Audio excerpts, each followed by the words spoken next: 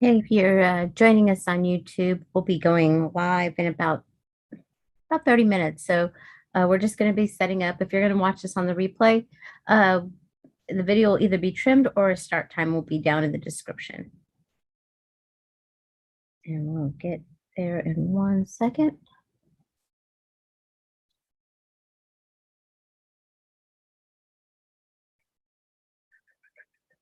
Now, if you'd like to join us on the Zoom call, you can log into FinerWorks. And on your dashboard, there will be a link in a few minutes for the Zoom call.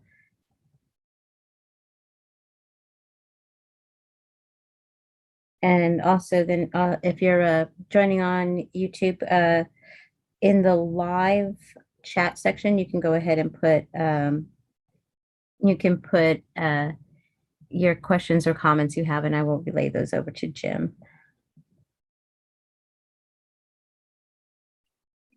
Too far.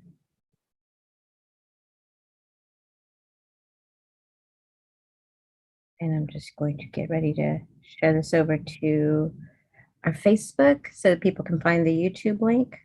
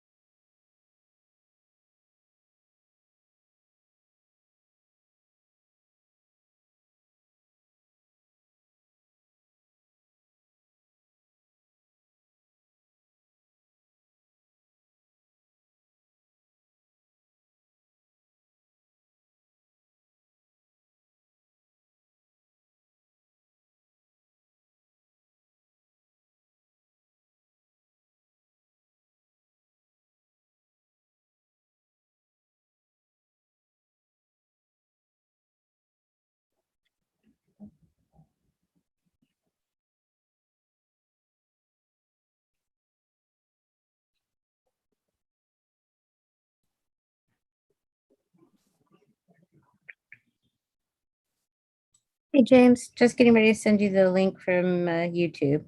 Okay.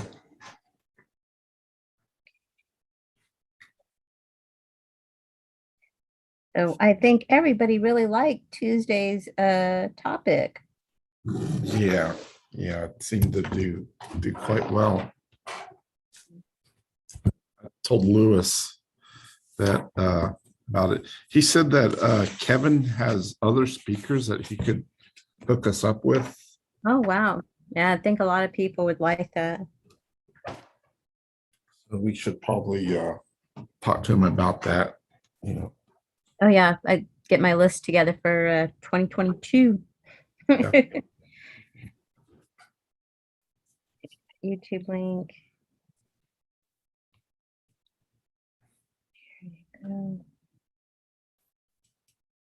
And it's already also on our Facebook and it's live now. there's the link. You should have that in 1 second. And I'm just going to share my screen until we're ready. That way. That is the bigger thing on YouTube. I was so excited. I got my cursor all nice and big now. So when I'm doing any of my lives or Zoom calls with people, it's easier for them to see my cursor where I'm pointing as I'm giving kind of tutorials on how to get around our site. And so Yeah. I like.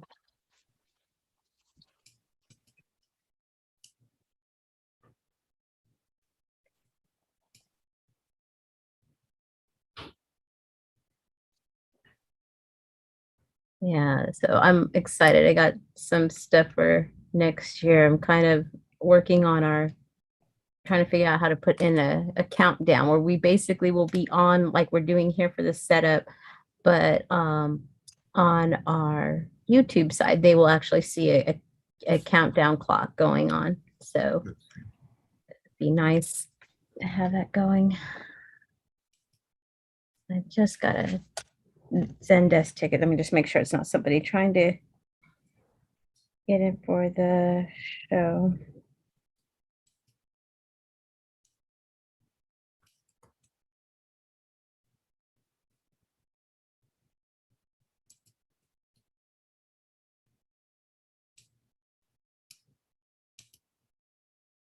Okay.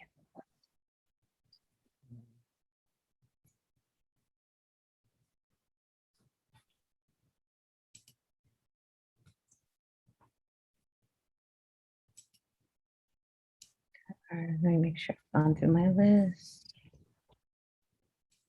Okay, the Facebook post is up.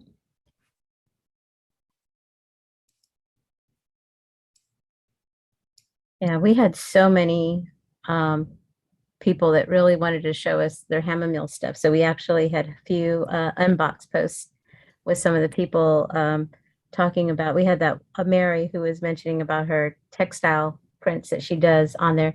I was noticing her original textile paper. She does the deckled edge. She orders on William Turner. William Turner's, I know it's a harder paper to do, but we still do deckled edge on William Turner, don't we? Yeah. Yeah. Yeah. It's not too bad as far as I'm aware of. I mean, we have some people even, I've saw an order for someone Mhm.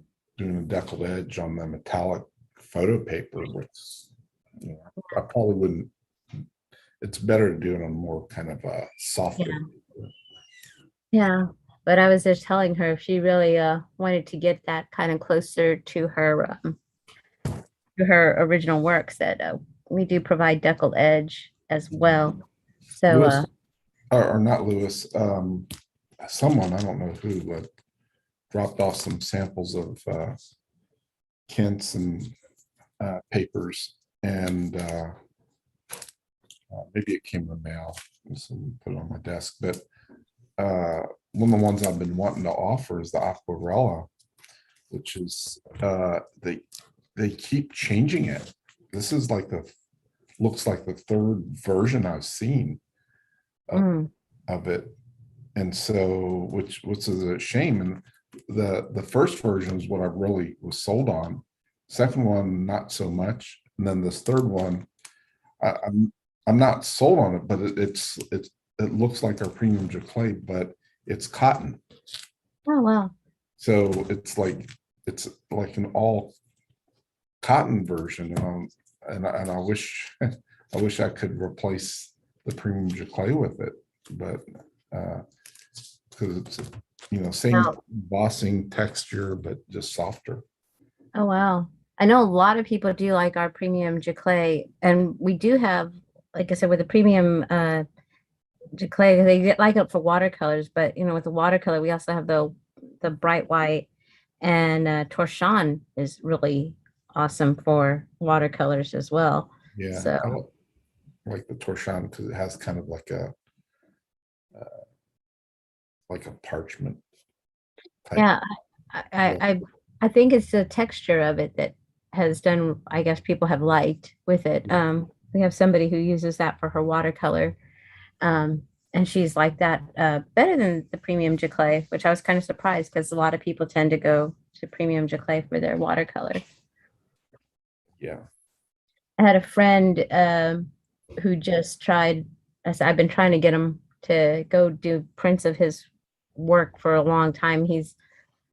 We love having him down in Southtown. Everybody knows his work down there, and he just did a whole set of sample prints with us, and he just got them, and he really loves them. I think it's the first time he's really done a prints in a while, so he was really, really impressed with how they came out. And I was like, you got to try those on some other stuff because his work we showed one time through a print festival, and we used his works as one of the artists in the festival, and we did it on plexi, I think, Mhm. and they were long panels, really long panels. I'm 5 foot, so this must have been like an 8 foot panel. It was just long, and then it's about 3 feet wide, and it was really nice, just to see it like that. But I told me how to try the metal or the acrylic because just how sharp the image is going to get from when they did on the plexi, I think is going to look amazing. So hopefully he does some other pieces with us. So he's trying to get on how he's going to do a shop. Geo galleries wasn't really an option because he would sell his prints a lot higher than 3 times the cost. So um, that's been an option with people with geo galleries is they kind of want to be able to go higher than three Yeah. times. Yeah. We just can't. I remember you were saying the insurance on the shipping or something like that. So Yeah, affects shipping costs, and it also just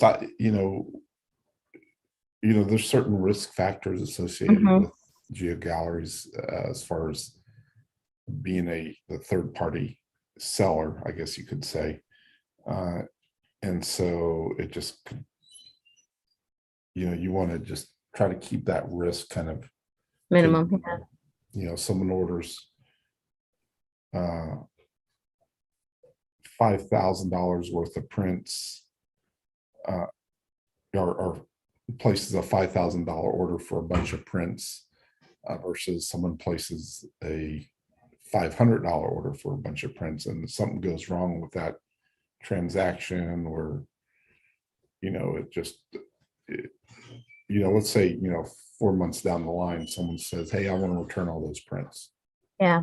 It's Yeah. just yeah. And normally, and the artist had marked those prints up to, maybe he had a disagreement with the buyer at Yeah. some point, and he'd marked them up, say 10 times what we We would said that. Yeah. mark them up. The cost So is, that, then we yeah. have to go and try to collect that What, money that we've already dispersed to the you know, artist. and then, yeah, we'd be in collections. Um, Yeah, I think what I've been recommending to people is to use their geo galleries as even if they have stuff like that, like let's say that it's their campus prints that may be creating paper prints that basically offer other price points for collectors for them, and maybe they reserve if they do such a huge markup, especially on canvas, that they go ahead and reserve that maybe for other sites, but allow this just so they have again, being on another digital shop platform and offering different price points. And I mean, they're able to offer that onto the other platforms they sell on, but just having something um, a little more for everybody kind of thing. Sometimes that helps. Yeah. Yeah. If it were a situation where we were collecting a commission, uh, versus collecting the full amount, then it would be different. Jim just texted. Yeah, I just saw that. Did he not get it? Let me see. I'm logging into his Final Works account. Or just text it to him. Okay. Let me text him the Zoom stuff. Yeah. Let me see.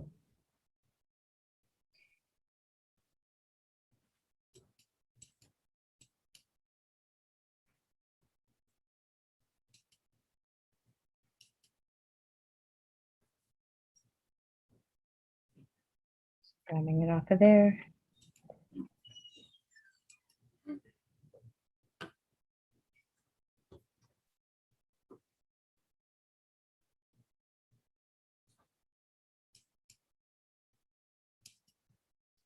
Oh, I think we'll come in. There we go.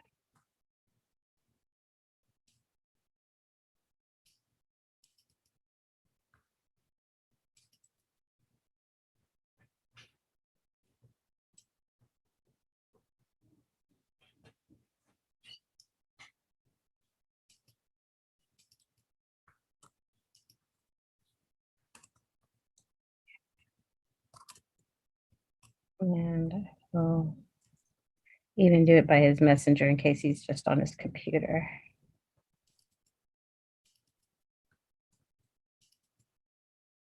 Oops, did I send him the YouTube one?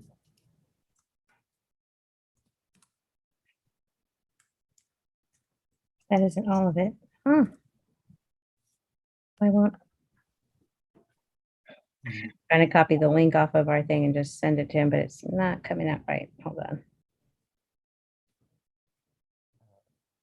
Email it to his phone. Yeah, I did. I sent it to his phone, but for whatever reason, it just, I'm also putting it to his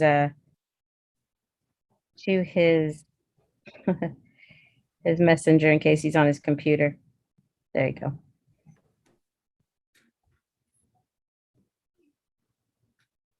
All right. And we have our chat open over here in our live. Okay.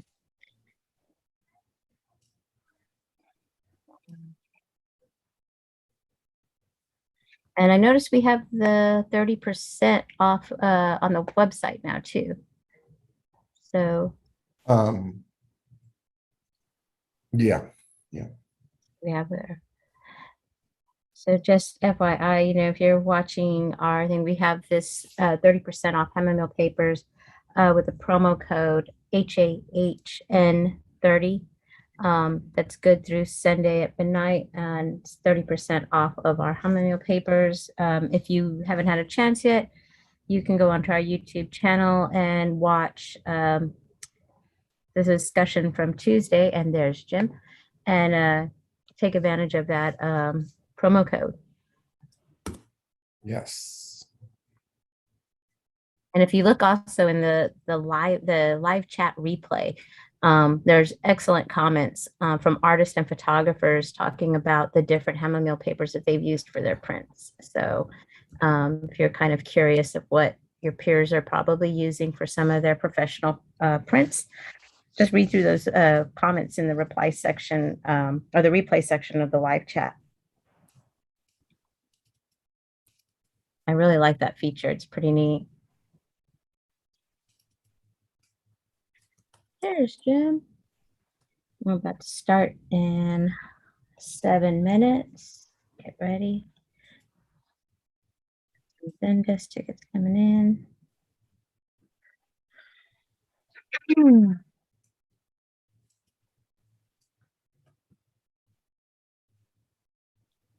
I think he's going to make a huge appearance. I'm kind of waiting. I think one day I got to open the show with like the Muppet Show entrance,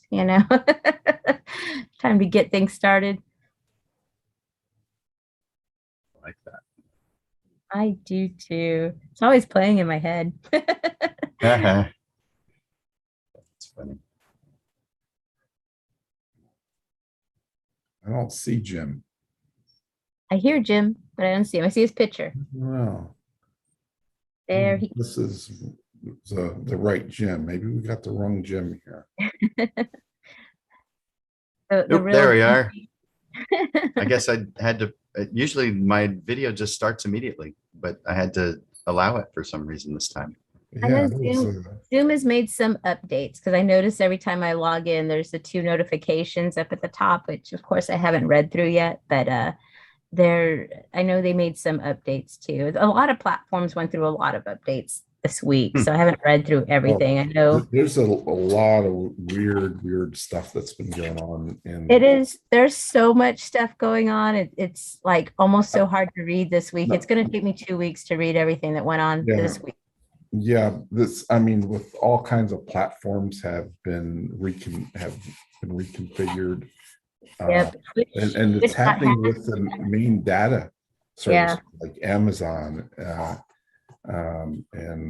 and others. But we had one of our servers, the configuration just changed. I mean, and it couldn't be used. We couldn't process people's image files. I mean, fortunately, it was a relatively easy fix, and it didn't take too long to fix it. But Yeah.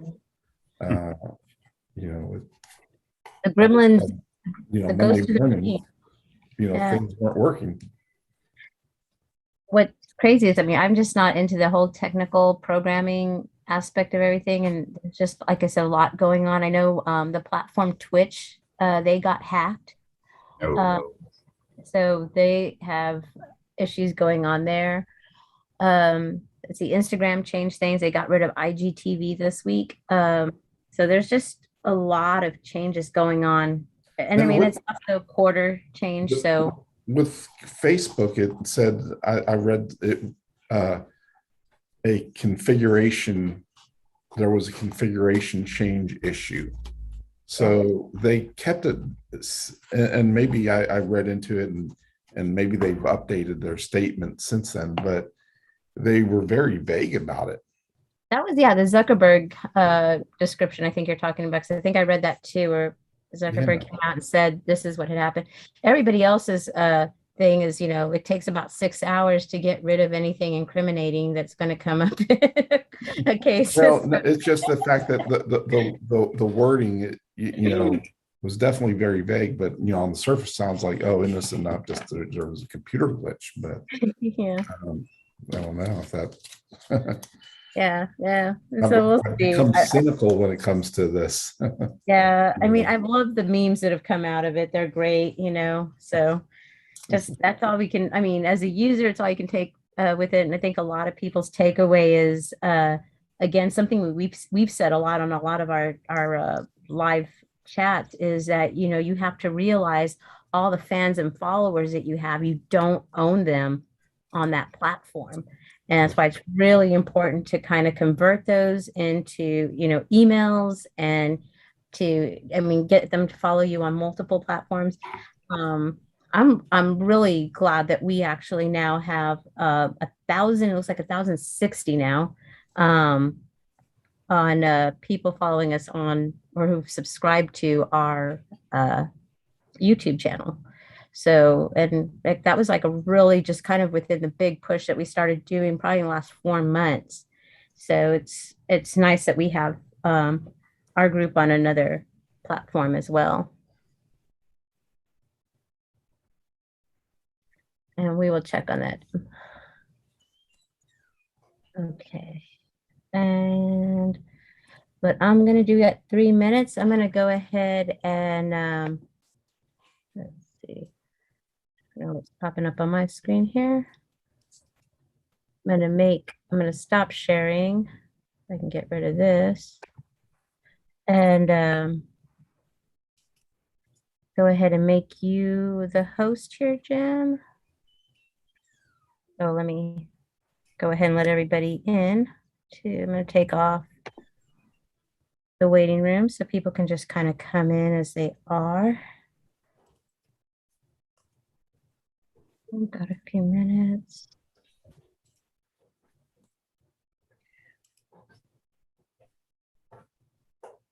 Host. And that way you can share your screen. You're better lit today, James. Yeah, it's kind of, Oh, the angle. yeah. All right.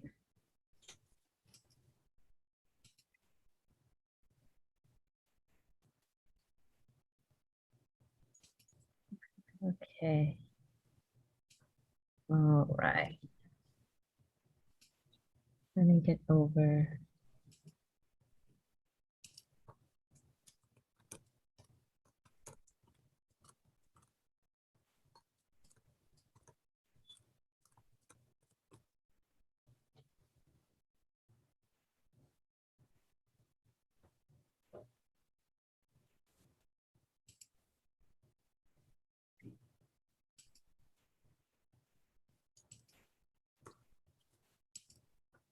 All right. And James, do you want to go ahead and kind of intro Jim for any of us who watch and maybe are not familiar, or this is their first time getting on the Photo Tips Monthly?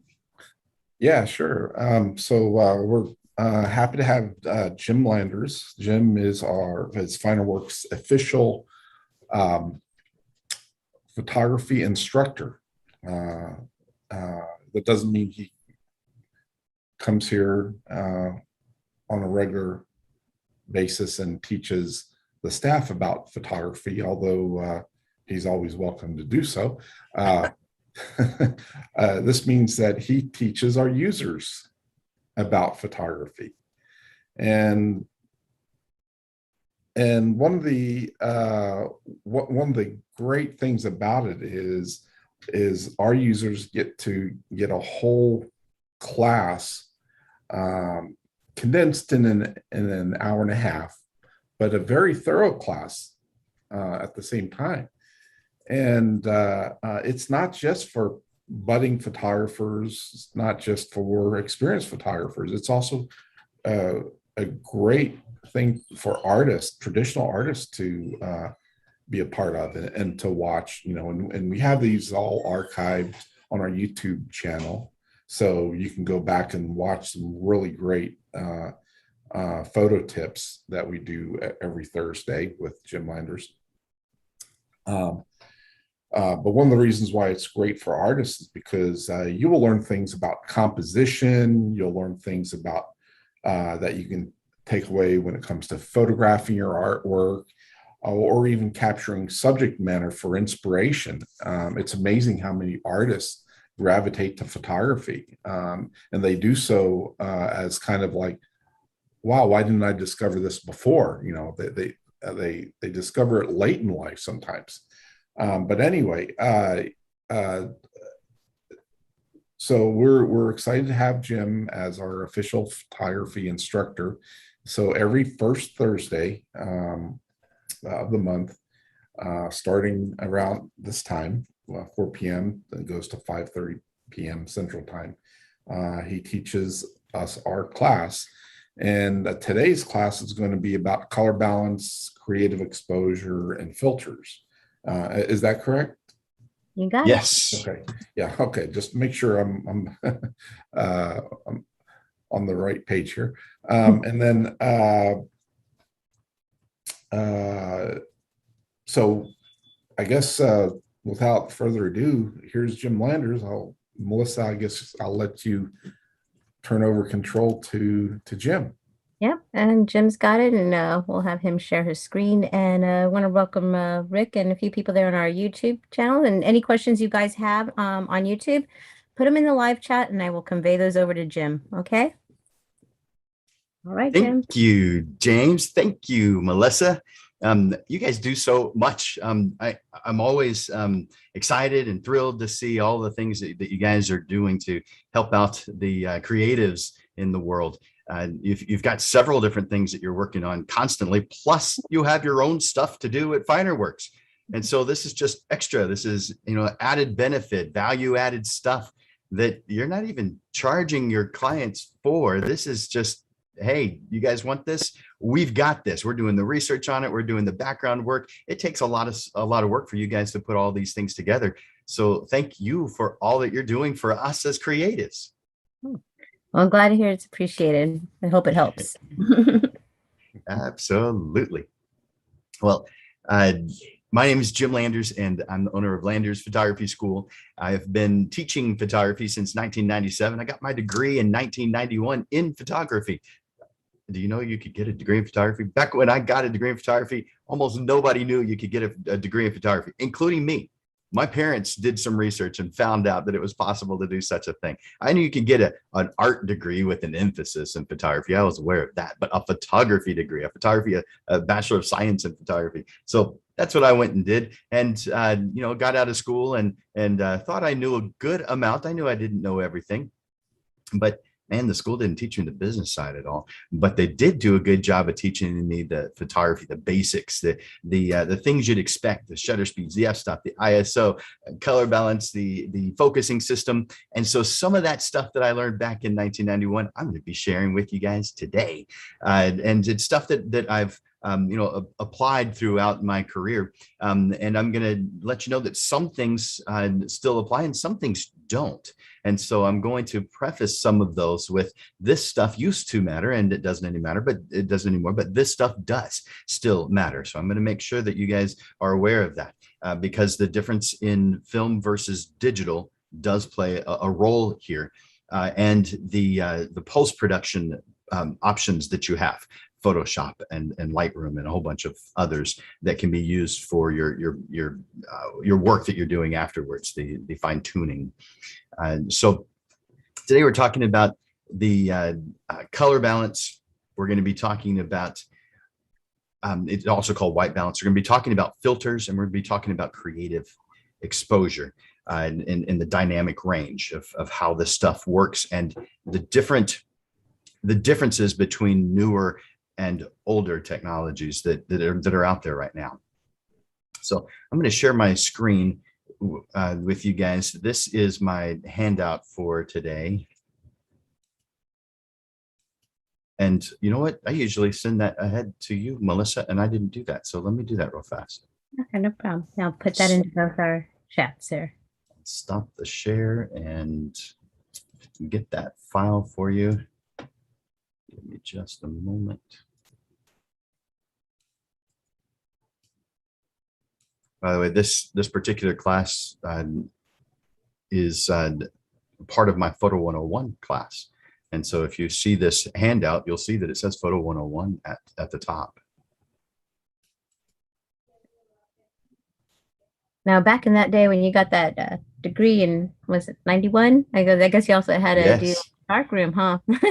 Yes. Before Photoshop. Yeah, you scanned your pictures and you put them in Photoshop. That's funny. Yeah, and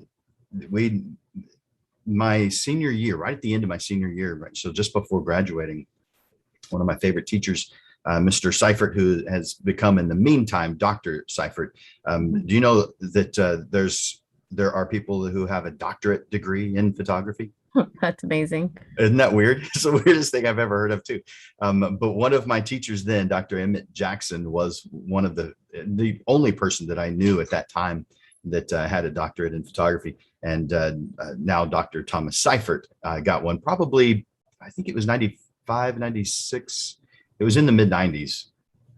So after I graduated, he got his doctorate in photography. But while I was still there, he showed me, he was just working on something in his office. And myself and a couple other students wander in there every once in a while because we have a question or, whatever. And so we wander in there, and there's I think the three of us in addition to him. And he's sitting there working on his computer.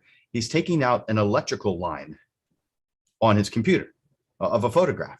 And we're like, whoa, what's this? What's going on? I mean, this is 91. I had never heard of Photoshop. Apparently, Photoshop had already existed 4 years by that point. Mm-hmm. But I didn't know about it. This was my very first exposure to Photoshop. And he kind of did a few things, and we were all just in awe that this was happening. And he said something right as we were about to leave. He said, "You guys are the last class that will go through 100% old school. From now on, every class will include digital." So I was the last. That doesn't mean I didn't learn digital. I certainly did, because you have to, but not in school. So that was kind of interesting. And that was, I don't know, it's one of those things that was like a shock. Like, did the last 4 years matter? Is it going to change that much? Nope. Photography is still photography. It hasn't changed much at all. Yeah, there's specific things, and there's a lot of things to keep up with, but the basics are the same. exactly the same. Yeah. So I've put that handout there. So I hope you have that. Yeah, I'm getting that right now. I'm just getting ready to load that into our YouTube chat. Awesome. Well, then I'll go back to sharing my handout because it's not something that you need since I'm showing it, but just in case someone wants to download it, they have that option. So the photography toolbox, I call it photography toolbox because I believe that everything you have as a choice is just one of the tools to help you get what you want. So I call it a tool. I also, from the client's point of view, see portrait and wedding and other types of service type photographers. I see them as tools to help their client get what they want.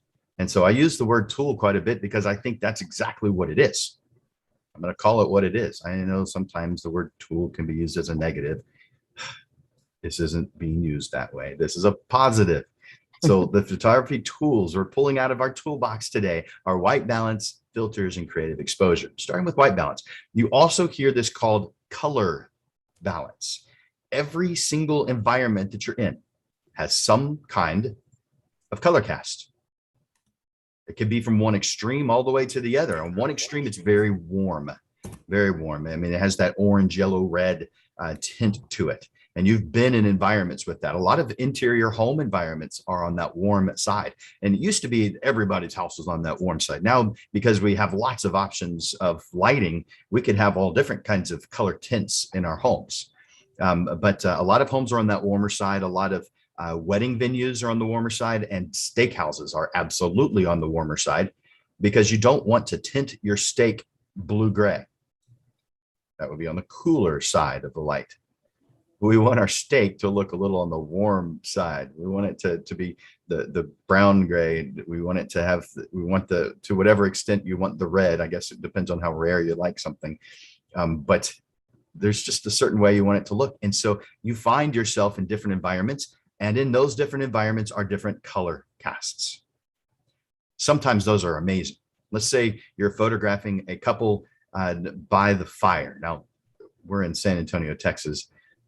We don't have a whole lot of opportunities to sit by the fire, but last year we sure did. We had several days in a row where it was perfect. In fact, to the point where most everybody ran out of firewood because most of us don't have it. But if you are photographing a couple in front of a fire, you want this to look warm. You don't want to cool this off. You want it to be, it's the right thing. It's the right mood. It's the right ambiance. So we want it to have that warm tint. But what if we photograph something and it doesn't look good with that warm tint? You have the ability to fix it. Now, you can fix it in post after you've created the photograph, or you can fix it in camera. Two things. If you're creating in JPEG, fix it in camera. Just do it in camera. Get it right in camera. Anything that you can get right in camera, you should be doing in camera.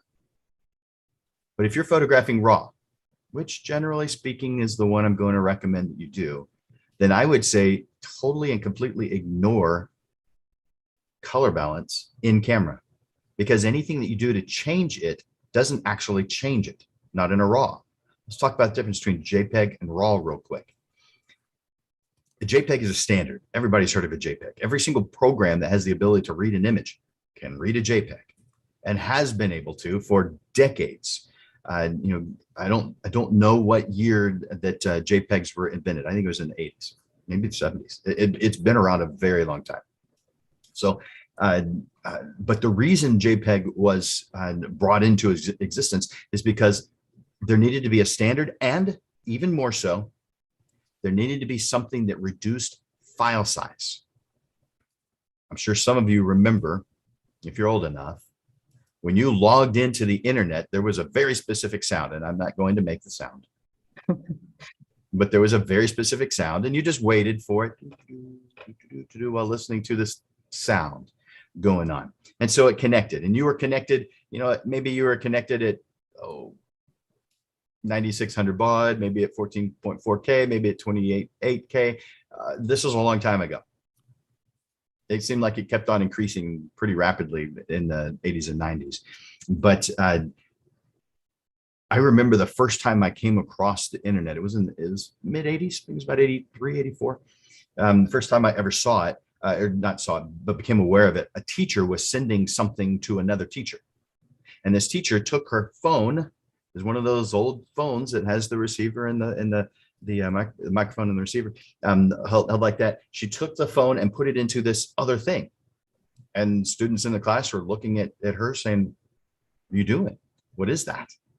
And she said, "I'm transferring a document, just a handout really, to someone somewhere else." They're like, "What? What are you talking about? Is it a fax machine?" No, it's just the data so that they can actually change things into what? What's this? So it was kind of new. It was kind of interesting. But anytime she needed to send an image, it had to be a smaller file size. Otherwise, it would take all night and maybe the next day to send one photograph. So they got together, created this smaller file size that still on screen looks amazing.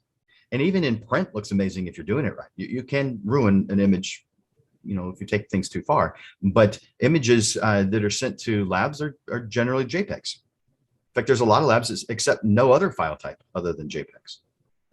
So when you send your file type, your JPEG and TIFF for Finder-Works, right? We accept several different ones now. Yeah, it's primarily, those are the most common formats. Yeah. Did someone send to RAW? No. Right. No. So, and I have never heard of RAW anyone now. accepting a RAW for anything, any purpose at all, except for a photographer that's working directly with a marketing department of a company. They do sometimes want the RAWs from, so that they can work from the beginning, but they still have to go through a process. No matter what, all RAW files must go through a process. So there's three things really in place before you decide to use RAW. First, your camera has RAW. Second, you have software to convert RAW to something else, specifically a JPEG, and that you know how to use that software. If those three things don't exist in your world, then RAW is not the better file type for you. JPEG is, because it produces a usable file. Now, I do recommend that you learn how to use your RAW processing software, because RAW doesn't delete any information, which is what a JPEG has to do in order to reduce the file size. RAW doesn't delete anything. Even if you've changed on your menu, you've changed to monochrome, you created a black and white image. The image that shows up on the back of your camera will be black and white, because that image is JPEG. It isn't a RAW. It's a JPEG that shows up on the back of your screen. So therefore, it's what you asked for. But that RAW file will still have all the color information. It will have deleted nothing. It is, like the name implies, RAW. If you've got a Sony, it's a .arw. If you have a Nikon, it's .nef. And if you've got a Canon, it's CR2. Every single manufacturer of cameras has their own file type. They're all RAW. And for the most part, there's no crossover here. And so that's why the DNG exists, digital negative exists, so that you do have a RAW file that is a universal. But that's for another day, not for today. For white balance, if we are creating in JPEG, then we need to pay attention to this next part. On the screen, you're seeing a green box that has several different things in it. And these all are things that you will find on your camera. So auto white balance, daylight, cloudy, shade, tungsten, fluorescent, flash, and each one of those icons to the right of it represents what those are. But those represent something. Those represent a point on the Kelvin color temperature scale.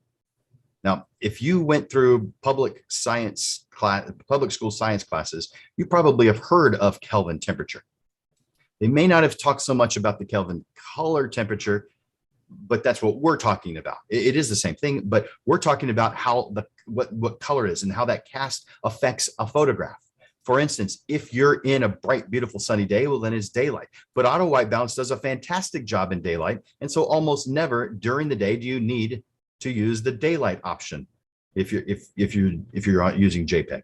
If it's a cloudy day, now that icon kind of implies that it's a partly cloudy day, like you have some puffy cumulus clouds all over the place. This is actually an overcast day. It's just, how do you make an icon that looks overcast? So therefore they chose to make it just a cumulus cloud. So on a cloudy day, not all of the light is passing through the clouds.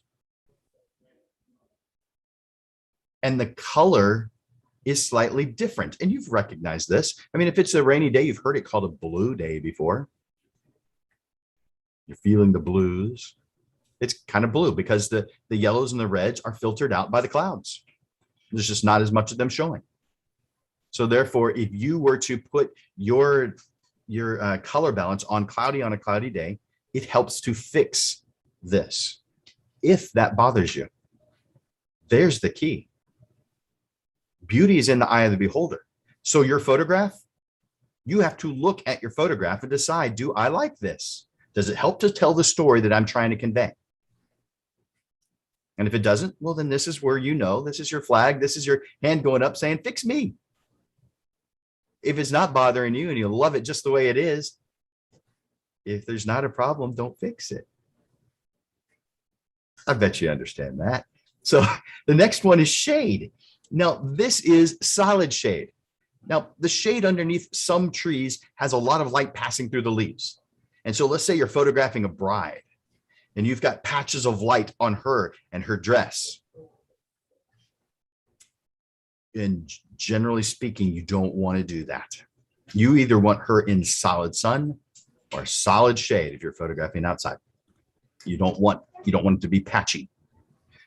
But this particular option, the shade option, is solid shade. Just like the one above it, cloudy, is solid clouds. This is solid shade. There is no direct sunlight passing through. Now there's reflected sunlight because it's not in such shadow that it's totally dark and nothing is getting in there, but reflected light is, but nothing direct from the sun. So solid shade. The next is tungsten. And I think many of you have heard this, but I have come across people who've never heard of this word before. It's just the regular light bulbs. You may have heard it called incandescent. But this is a warmer. On the Kelvin color temperature scale, it's one of the warmest lights. You can get warmer, but it's about 2,700 degrees Kelvin. And the Kelvin color temperature scale ranges from 2,500 degrees Kelvin to 10,000 degrees Kelvin on the cool side. So the lower the number, the warmer the tint. The higher the number, the cooler the tint. So that's meaning blues and grays. On the warmer side, that's the reds, the yellows, the oranges, and then everything in between. So right in between is daylight at about 5,200 degrees Kelvin. Somewhere between 5,000 and 5,500 is where daylight is. It's right in the middle. And to us, we see it as correct or normal. No color cast at all. That's how we view it. But compared to others, let's say you've been in an environment that had yellow lighting, the tungsten lighting. If you were now to switch to daylight, it would look like it's a little on the blue side, but it's only based on comparison because you can get lights that are actually on that bluer side. Now, I'm not saying solid blue or solid red or solid green like you would find in neon, not that kind of lighting. This is just a color cast, a tint to the environment. Fluorescent comes in several different colors. I mean, and I haven't seen this in a while, but I remember observing the big tool stores, the Lowe's, the Home Depot, especially the older ones. And you look up at those lights and you can see that some of them have been changed out over the years. And some of them have that white, some of them that blue, some of them have that green, some of them have that magenta tint to them. I think they've gotten a lot better in that because it's been a long time since I've observed it. I'm thinking at first people just didn't notice that whoever it was that was putting them up didn't notice, or whoever it was that was telling them to put those new lights in didn't notice. But over time, I think people for the most part are recognizing this and are trying to keep those the same color balance. So that doesn't really cause any, doesn't look weird. By the way, if you photograph homes, let's say you're a real estate photographer, you might want to carry light bulbs with you of different color tints.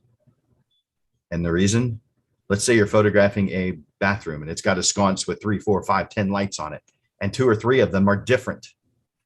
This looks weird in a photograph. When you're just in the environment, you may not even notice. But for whatever reason, when we create a photograph of it, we start noticing things we never noticed before. So I'd recommend bringing in some lights and replacing those that are a different color. That way they're very consistent. Speaking of, if you're an interior designer, or if you are going to be just redesigning your interior in your home, exist in that space for a little while, take a look around, photograph that space, and then make your decisions based off of the photographs. You're going to notice some things in the photographs that just eluded you while you were in the environment. Not sure why that is. We do tend to analyze photographs a little bit better than just our everyday environment. So we've talked about some common lighting scenarios. And so, but I want to comment about this first one, the outside on a bright, beautiful day. Auto white balance is just fine. Don't really need to use it. So putting it on daylight probably is not going to change anything. It'll probably look identical. Again, if you don't see a problem, leave it alone. If you've got it in auto white balance, you create an image, you analyze it, and you see no problem at all, then you move on. You don't need to change it just because you're in cloudy, shade, tungsten, or fluorescent lighting. By the way, I will be coming back to flash. And so on a bright, beautiful sunny day, auto white balance just does great. It does just fine. But I use daylight when I'm photographing at night. So if I'm photographing a city scene and I'm photographing someone, a portrait session at night, if I'm photographing lightning, if I'm photographing fireworks, I use daylight for those. Your camera in those situations, especially with fireworks and other, your camera doesn't have the ability to be able to really judge what the color balance is supposed to be anyway. So auto white balance is hit or miss, but daylight balanced, very consistent. So that's what I use when I'm photographing fireworks, when I'm photographing lightning, daylight balanced. So night scenes is the best time to use the daylight balance. By the way, because I use RAW, I actually don't change any of this. But if I need something quick, there are good reasons to use JPEG. It's just there's more good reasons to use RAW. But if I'm photographing an event and this organizer really needs those photographs quickly, they need to send it out to the donors or the sponsors, or they want it on their Facebook page or their website as soon as possible, then I will photograph in JPEG, because then there's no more work for me to do afterwards. Now you may think, well, some of if you do that too fast, then all of your photographs go to them, and you don't cull your images, and they get to see some of your bad work. Well, I delete as I go. So if I see a bad image, I delete it and create a good one. And so therefore, the only images that I'm left with are the good ones. So no, they don't see my bad ones. I delete as I go. All right. There's another topic for probably another time, but there is something that your file structure can potentially get messed up when you do that. But I've been doing it that way for years, and not once has that ever happened. I've read articles that says that's not a good thing to do, but I have never, ever experienced a problem with it. And so that's why I'm doing it. But I'm only bringing that up just because I want you to be aware that, yeah, there's a potential, and I believe those articles, but I've never experienced it. So yeah, I do think there's times when it's appropriate to do JPEG. And I do think there's times when it's appropriate to delete as you go. Now, Jim, from an artist's point of view, because there are a number of YouTube videos out there about photographing your art, and some of the suggestions are overcast day or to shoot in the shade of a building and stuff.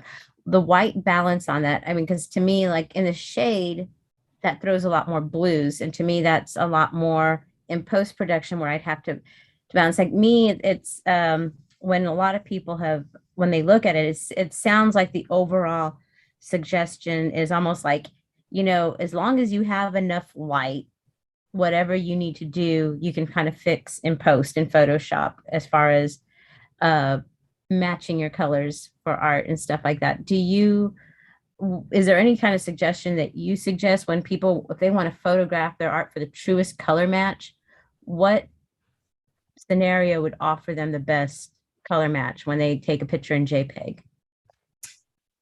Well, photographing your own work. First of all, that's a whole lot easier said than done, and because of color balance, because of this specific reason. If you are painting on whatever your medium is, canvas, your colors are very specific.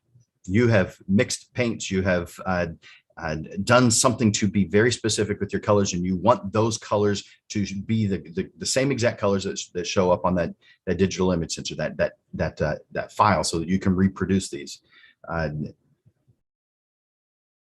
There isn't one way to do this right. There's one way to do it right for you and your art, though. And so is the shade of the side of a building a good thing? It can be, yes. Does it add the blue in, like you said? Yes. But we can take it out. So that's not necessarily a problem. I do like reflected light, but I also like direct.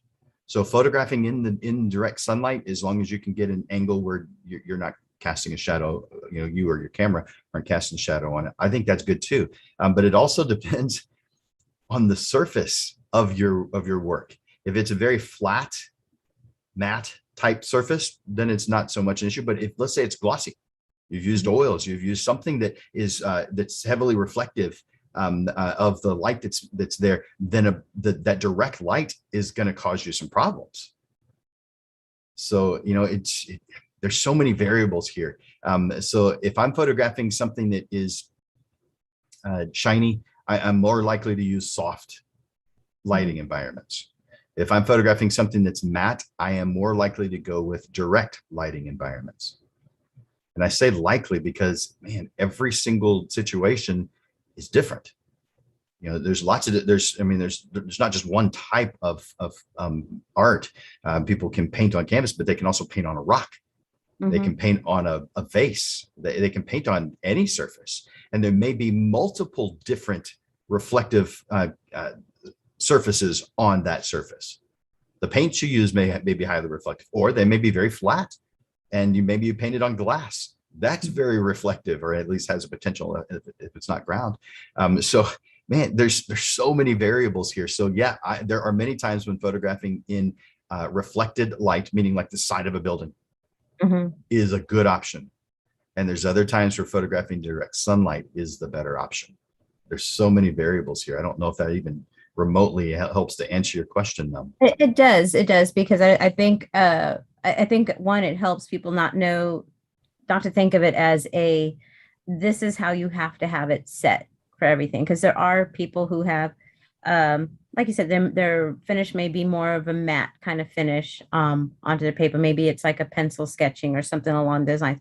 But then they might add something like gold leaf to it, which has this really reflective surface. On geogalleries, it's something I see some artists do, and I tell them, I'm not talking about the art, but I'm talking about the way you captured it. You hit this with a flash or a light source that's just made that gold leaf real hot, and not hot in a good way. Like it's just putting white shining light on it, and it's not going to make a really great print.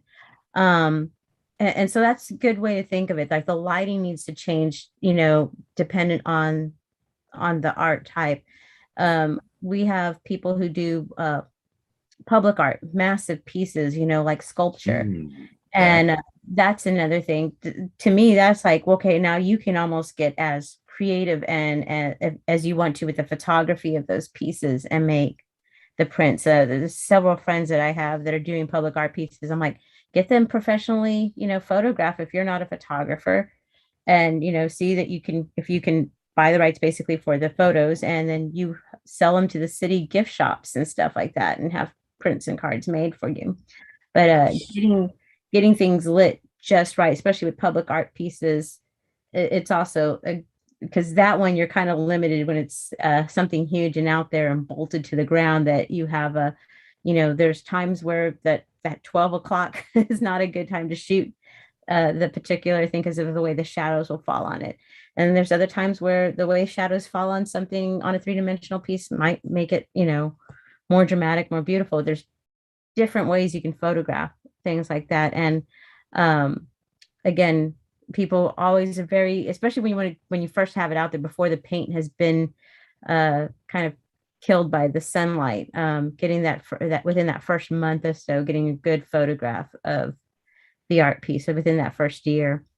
So this is really helpful, and I think that helps a lot with people not getting too pigeonholed into one idea of how they have to set up their light source for this. That's generally speaking, the more light, the sharper the potential of the image. Mhm. You can push that too far, but the having more light gives you better potential for sharpness. If the goal is a soft image, well, then more light's not going to be a benefit. But for most of us, we want the reproductions to be very crisp and clear, not add any softness to it. I guess if you're doing something impressionistic and you want it to be, very, very soft, then maybe. But the less light, the more soft it's likely to be. The more light, the more sharp and clear the end result is going to be. But again, when you're photographing something that has a lot of reflective surfaces, then we really have got to go on that softer light side. And so the side of a building is one. And then the lights, your artificial lighting, either hot lights, meaning or continuous lighting, or strobes. For photographing artwork, there's because you can see it, see what you're going to get right now. It is better to have the continuous, but strobes are brighter. So if you want something that is as sharp as possible, the strobe's the better option. You just can't see it while you're creating it. You see it immediately after, though. I mean, that's the advantage of digital. So with reflective surfaces, maybe diffusing that light would be better, right? So yes, maybe shooting it opposite of a window that gets good light, that maybe has like a light shading coming through. That might offer somebody with more of a reflective, because I have several people with a lot of gold and metallic paints and stuff like that I'm that's a really hard, it's hard for them to get a good quality shot of it without that harsh light hitting on the reflective surface. So the same thing if people do resin, I'm like, please photograph it before you put resin on top of it, because then you've just made a nice mirror surface. And yeah, that's a good point. I didn't even think about that one. Yeah, I always tell people, and I advise a lot of artists that, especially if they're going to have a photographer shoot it, I'm like, before you put the resin, take it to the photographer before you do the resin, because he's going to hate you. So let's say that that they've already done that, or they just have that's just the surface. It's just a highly reflective, using soft light, but also using a polarizing filter. Okay. And so it's a combo thing. The more reflective surface, the more likely you're going to need to use and we're going to talk about that. That's one of the things we're talking about today. Yeah, filters. Yeah. So, but a polarizing filter is fantastic for that kind of thing. It has, and we'll get to it here in just a moment. But yeah, so that combination. I do use soft boxes. I've got one that's huge. It's 4 feet. I could get inside of it. I've never gotten inside of it, but I could. It's not big enough to lay down, but it's definitely big enough to do your yoga in your just that one pose where you're what's that called, where your feet are upside down, not the crisscross applesauce, or I called it Indian style when I was a kid. Child pose. What is it? Is it called the child pose? I guess like so. Yeah, where your feet are up instead of down. You could do that in there if you wanted to. I wouldn't advise having a candle in there with you. I could probably set up my office in 4 feet. So yeah. That's pretty cool. That's great tools there. So I said I'd come back to Flash. So using a Flash, if you're using JPEG and Flash, I actually think that daylight works better than Flash in those situations. But this Flash is for strobes. It's for artificial lighting, just a burst of light. That's what it's made for. But I have found that daylight does even better. So I really never use the Flash option. But again, I don't use these because I photograph in RAW almost every single time. So I fix that in post. I mean, post just meaning after I've created the image, I've got them downloaded to the computer and I'm going through the images in Lightroom, or I'm doing fine tuning in Photoshop, or whatever tool you use for that. So there's white balance and color balance. I guess one final thing that's not listed here is using a black, white, and gray target.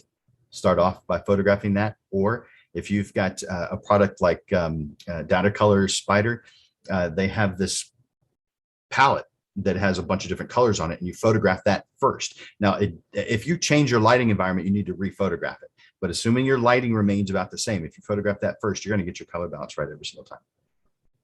You could do that with a gray card, but it's not going to be quite as accurate. And the target is better than a gray card. And then the palette with all the different colors is by far the best. That's photographed at the beginning of any new lighting environment. Next, filters. And we just touched on this a little bit. We're going to spend quite a bit of time with filters here. BD, before digital, there were hundreds, maybe thousands of filters. I mean, there were just filters for everything you could think of. In fact, I brought a couple here with me to just give you an example. Like this is a neutral density, but it has a color tint to it. Can you see that kind of reddish tint? But it's only partial. Half of it's clear, half of it's covered. And so that was a graduated filter. And then you have filters like this this is a polarizer.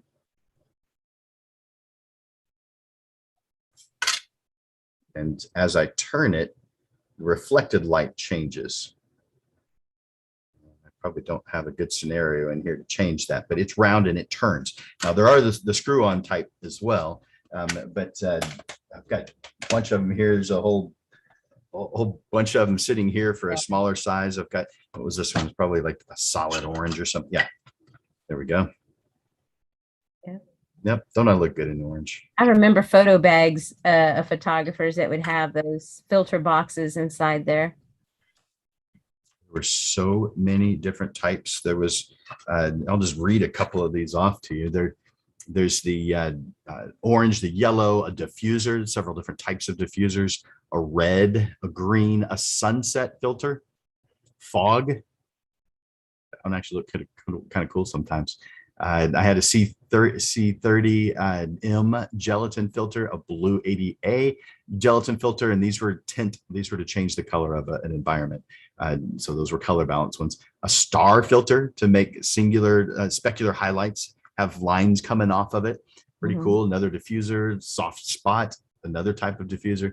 And these were all part of the Koken filter system. So this was for a very small lens. And I had ones for very large lenses also. And you can still get get these filter systems. I definitely recommend them. Lee makes a good one. I like the Lee brand for filter systems. If you like the screw-on type, then B+H is my favorite filter brand. But there's a bunch of them out there. There's Hoya and Tiffin, and they're all good. Koken, I'm not even sure if they still exist anymore. Maybe they do. Kind of hope they do. Can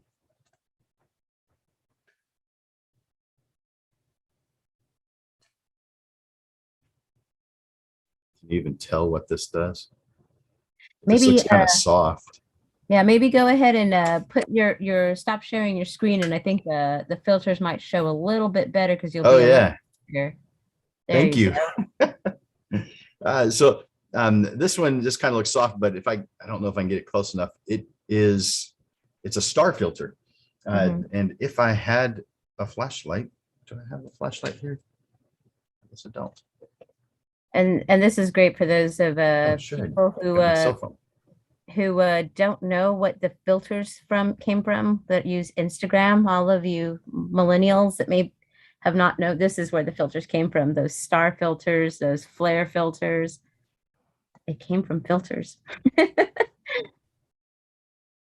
Yeah, you can see that.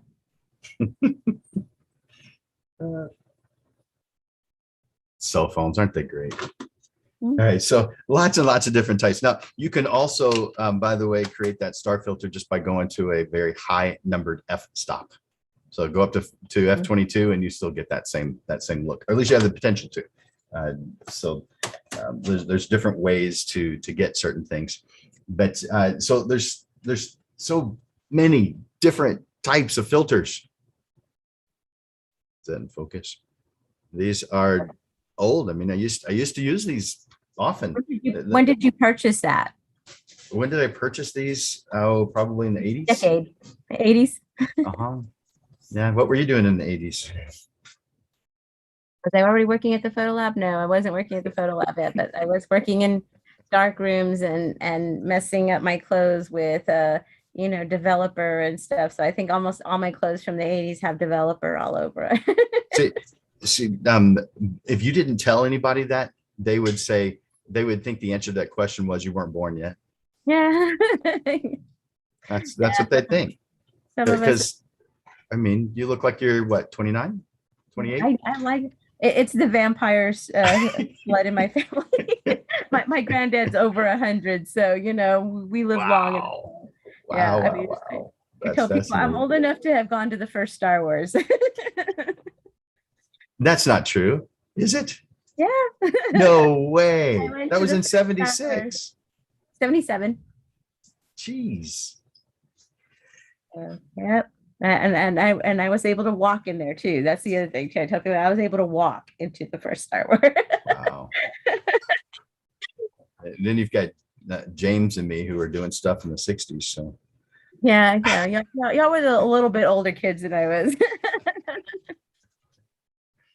Y'all had the 8-tracks. I was with vinyl and cassette. it's funny. Yeah, I definitely knew about 8-tracks. I don't think I ever owned one. I never had a player. So yeah, I guess I would never have. But yeah, definitely cassettes. For sure. Yep. Do you know, so I kind of just implied what the answer to this next question is, but do you know what the very first photograph created digitally was recorded on, the medium it was recorded on? No. A cassette.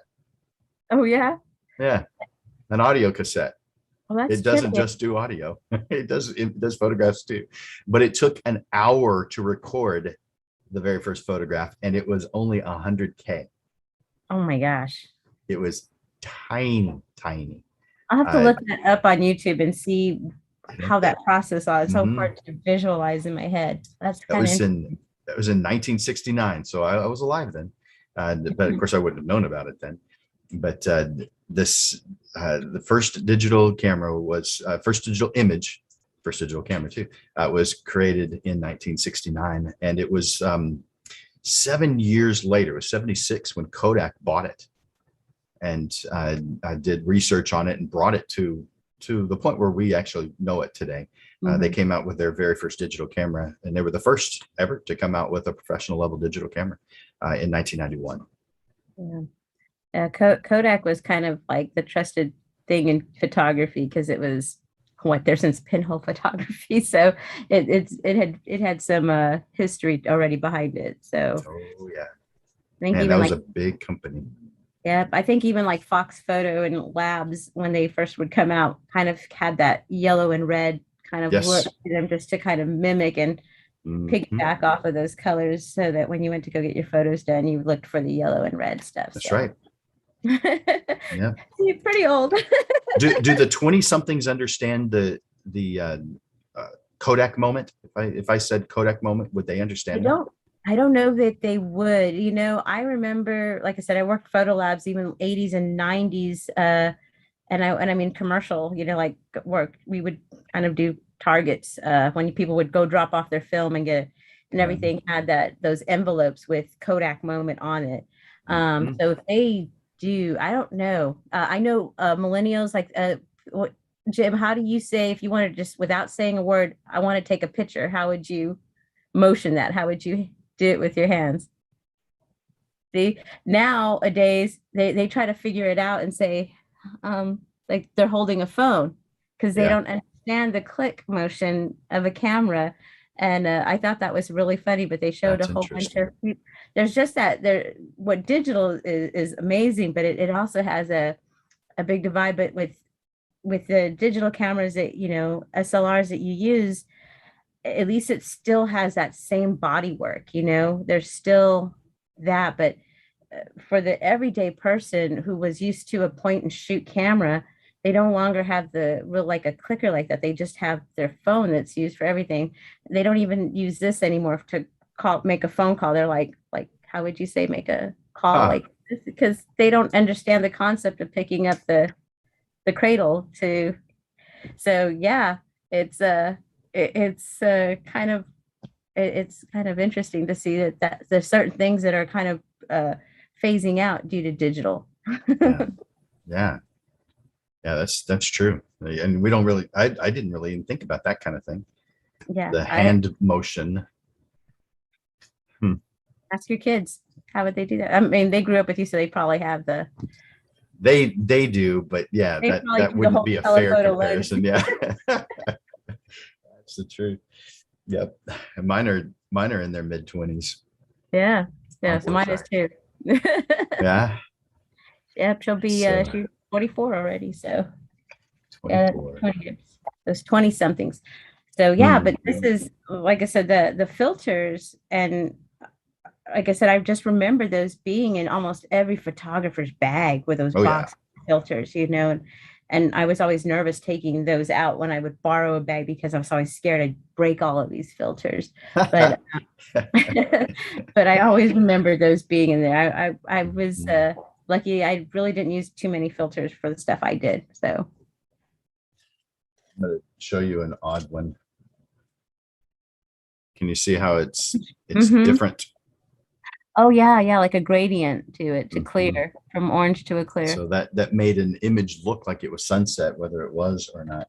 Yeah. But I have one of the, at least I consider it one of the most unusual filters ever made.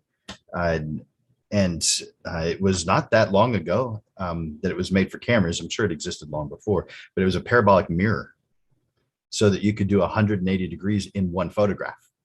Oh, And it wow. would have just a little spot right in the center of it that was Mhm, solid black because of the the pole or the stick, whatever, the metal rod that went up into it. So it went on the end of your lens, it stuck up, and there's a parabolic mirror here that would show everything. So every photograph you did, your camera pointed straight up mhm, in order to get this 360. Did I say 180? mhm. So all the way around everything. And so uh, maybe 180 is right. But still, it was you'd have to get out of the way of this. So you'd put it on a delay and totally get out of the way. But this was a very unusual filter. And it's not one of the ones that I include because it's so unusual. Mhm. But it is one of those things that you can't reproduce in Photoshop. You actually had to do it in camera. And you don't really do this anymore because there's cameras that are made for this. But at first, those virtual tours Mhm, could be made with that. Now you could also do just move it a few degrees and just mhm. do a total turn. You could do it that way, but I could do it in one photograph. And this was back 20 years ago when I would do, in fact, it's not there anymore, but the San Fernando Cathedral had Mhm. a virtual tour 20 years ago, maybe it was 15 years ago. And those were my images that I created with this weird filter. Oh wow. I don't know. Well, like you said, it's a thing goes out there, but how did it look as far as detail? It's really weird looking. So you know how most filters they're Yep. flat. Yeah. This one had a barrel on it. Mhm, It went on the end of your lens. It had a barrel on it that was about that much taller, and then it was glass, and right in the center of the glass was just a rod that went up to the parabolic mirror, and up on top of the parabolic mirror was a level. So because you had to keep this thing level, and this is not something you could handhold. You had to have it on a tripod. oh, But and so that mirror parabolic just means mirror, a mhm. round mirror all the way around, just this little Well, like a part. fisheye lens, like I remember working with fisheye lens, and that always gave that, Mhm. like you're looking through a peephole on a door kind of look Yep. to it. Yeah. But Fish eyes are that, weird. In fact, I think most people would think this filter was a lens because it's mhm, shaped closer to a lens than it is a filter. But yeah. it's a filter. It screws on to the end of your lens, just like filters do I or have a can. few photographers in well actually one in geo galleries, and that's a lot of his work is like, shooting parks. And I was trying to figure out how he is doing it, whether it's off of a drone, because when they're really high shots, looking down, and it's like the park and stuff, where you'll see like maybe New York, and you have all of the buildings kind of bent, and instead of a, right angles kind of thing, it's a round shape image. So he has to put like a background border just to give it a square shape so that it fills the print. But he has a number of those on there. So nowadays, still digitally, is that how is that done, or is that all done in Photoshop? It could be, because there's several different ways to do it. This particular filter, you've probably seen images created from this particular filter, and there's more than one way to even do this. But those images that look like, I call them microcosm images. It looks like a little Earth, or a part of the Earth, where it's totally round. It looks unusual, but it looks like a planet. Yeah. But Yeah. you can see some of the things on it. You can see a building, you can see Yeah. a fountain, you can see a car, or a driveway, or a walkway, or whatever. You can see these things on it, and it just kind of, the stuff that's closest appears better than everything else does. And as it goes further away, if it's a big thing like a building, it shows up well, and it goes way beyond the surface of the planet, of what it looks like. If you've got a good sky, then it does extend out, but then it does go to black. And so you may either have to work with that, play with it, or leave it alone. You could leave it alone too. But it absolutely looked like what I call a microcosm image. Yeah. It looks like everybody does that one. Well, the images he has, and then I guess he does like a mask to give it that perfect circle around it for the prints. But they're really interesting shots. It is a circle already. Just like a fisheye is a circle. So yeah, there's no black in it. It looks like it is. He's yeah, photoshopped that or something like that, because like I said, they're cool. Really excellent to look at. I mean, they're like I said, people go to geo galleries and you see his stuff. It's just interesting pieces. I mean, those are great to me. That's when photography becomes great wall art there too.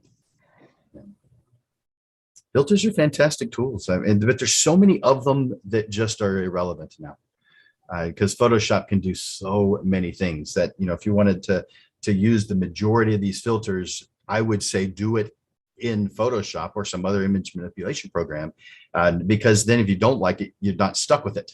Whereas when you've used a filter, you're stuck with what you have, and that was fine. We were just playing and coming up with interesting things.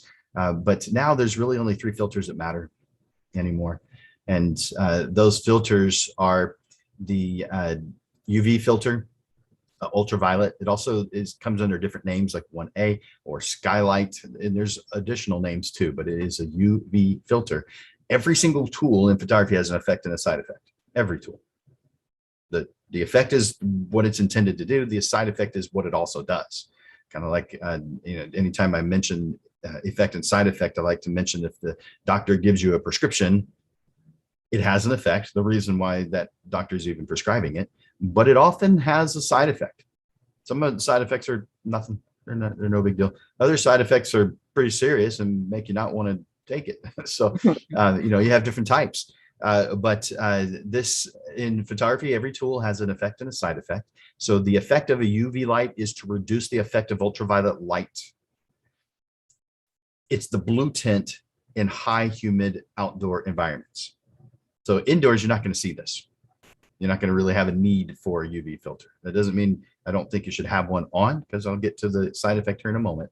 But the UV filter gets rid of that blue tint to humidity. And when you think of if you're in an environment that has hills or mountains, think of the next hill and the next hill after that and the next hill after that, or mountains, wherever you're at. But think of the one that's closest to you can see very clearly. You can see all the trees. You can see the leaves on the trees. You can see rocks. So you can see it. But as it gets to a few more hills or mountains behind it, it becomes like a cardboard cutout. There's no detail on it whatsoever. It's just kind of a blue or purple or gray tint. It just has that tint to it. And that's because of the ultraviolet effect on humidity.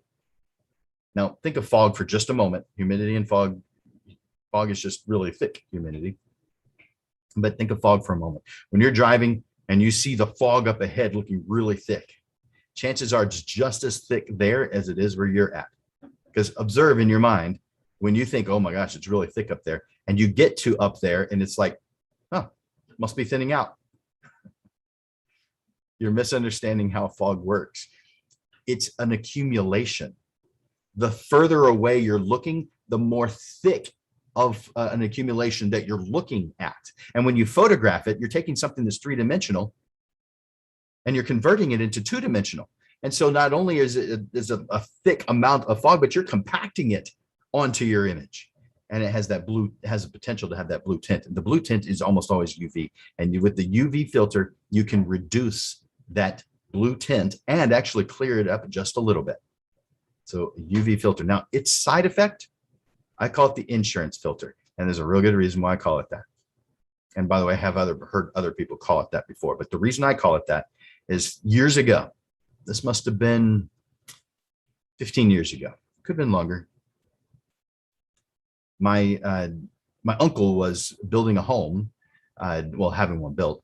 And there was my family and my brother's family went over to see the progress. And my brother had a young boy at the time who's now in college, but at the time he was a young boy, and he was just running around like little boys do. And he ran through this doorway. It didn't have a door in it yet, but the door was there leaning up against it, like they were going to put it in the next day. And when he ran by, he accidentally hit it. Now, hitting it didn't hurt him, but the door started falling, and he wasn't running real fast. This door would have hit him. I was standing close enough that I could move over and catch that door. But guess what I had in my hand? My camera. So it was my camera that hit the door in trying to cause it not to hit him. It hit the lens. I had a 24 to 70 2.8 lens on it. So about a 24, at least a $2,000 lens was on that camera. But I had a UV filter on it, and it shattered the UV filter. The lens was fine. What if I didn't have a UV filter on it? I'd be paying $2,000. So you understand now why I call it the insurance filter. Yeah. So I definitely recommend it. When I recommend to take it off, though, is when you're photographing into the sun. Sunset, take it off. Why? Because it's just one more surface that the sun is reflecting off of, and I want to reduce that. So, but even then, I often leave it on anyway because I forget that it's there. The next one is the polarizing filter, which we mentioned just a moment ago. The effect of a polarizing filter is to reduce or enhance the effect of reflection. So let's say that, and I'm going to be silly here, James, let's just make up a scenario that every Saturday morning we meet up at La Cantera Mall. And because we like to walk a little bit, we park at the opposite side to where our, the place where we get our pedicures is. And so we're walking across the mall, heading to our pedicure appointment. And we see, what all guys notice, the shoes inside one of the businesses, because, guys are into shoes. And we look in there, we're like, oh my gosh, we got to have those shoes. But we look at the time, we're like, we don't have time to stop. And so we probably pull out our cell phone and photograph those shoes. But what do we get a photograph of? A reflection of what's behind us, including us and what's behind us. And we can't hardly see the shoes at all because the sunlight is reflecting off of that surface. But why didn't we notice it? Because our brain has the ability to block out information. We don't pay attention to everything. We just think that we do. We think we're good about paying attention to our environment. You're not as good about paying attention to your environment as you think you are. Maybe if you've been trained for it, military, police officers, okay, those guys have been trained for it. I get it. But average Joe, you do not pay anywhere near as much attention to your environment as you feel you do. You miss things. There's been times when I've been driving to the office every day, driving back and forth, and there was this one building that was going up. And somehow I didn't notice the groundwork being done. When they moved the trees or whatever that was there to clear the land. Didn't notice. Then they had to put the framework down for the concrete foundation. Didn't notice that as I was driving by. Didn't notice. When I noticed? When they started putting the walls up. How did I miss all that? we don't pay as much attention to our environment as we think we do. Our brain focuses in on whatever you feel is important. And the rest of that stuff, kind of ignored. So when you're looking through that window at those amazing shoes, you see the amazing shoes. Your mind blocks out the reflection, but your camera does not have a brain connected to it to get rid of that reflection, to not pay as much attention to it. But we have a reflector, a polarizing filter to help reduce that reflection. And you put that filter on, and once you've got it on, if it's a filter system, then it goes into a holder like this one does, but a lot of them are screw-on type where you just screw it on. The screw-on type has 2 rings. Once you screw it all the way on, it is tight, but the outer ring continues to turn. And as you turn it, it gets darker and brighter. Let's see. I don't know if I can show you that here or not, but you can sort of tell, but it is reducing or enhancing reflection. For instance, if it was the reflection that got our attention, we can enhance that and get rid of the shoes completely. We have this tool. This tool gives us that ability. Fantastic tool. If you're photographing your own artwork, it might be a good idea to use that filter. Now, it does add a bit of color potentially to it. Some of them are gray, neutral density, just graying. Others have a blue tint to them. So you may have to fix that blue tint. And they take about 2 stops of light away, meaning they reduce the amount of light. So what does that mean? What's a stop of light? If I take the light in this environment and I cut it down in half, that is 1 stop. If I double it, that's also 1 stop. If it's 2 stops, then I'm cutting it down in half, and then I'm cutting it down in half again. So 1/4 of the amount of light that is actually in that environment is what is reaching my image sensor. So that has the potential to be a concern. Another reason to photograph in bright light situations, especially if you're using a polarizer. The side effect is contrast, which is actually really cool too. So if you enjoy photographing clouds, you can make those clouds look amazing because you can make the sky look darker, and you can make some of the areas in the cloud look darker and some of the areas look lighter. So you can increase the contrast in the sky and the clouds. As an example, there's other things that of course would fit that description too. But you have this cool, amazing tool in a polarizer, something that you cannot do later, at least not well. So in camera.